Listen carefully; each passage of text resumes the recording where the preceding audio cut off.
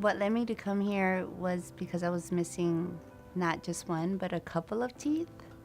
And it was to the point where I had one missing tooth in the front, which really had a big impact on the way like I lived my daily life.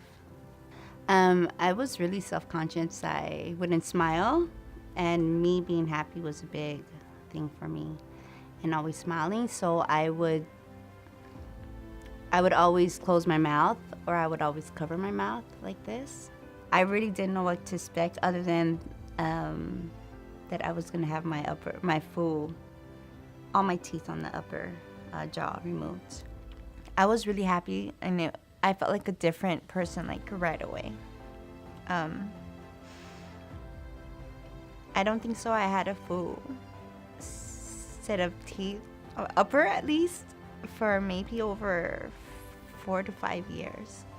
So when I looked at my teeth, and it was like perfect, and I was just so happy. I was really overwhelmed with joy and happiness.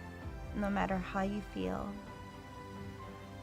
no matter what your day is like, it doesn't matter if your self-confidence is high or low, like, you should just always know that there's an option out there, and it's a struggle getting to where you want to be, but then at the end you'll be happy.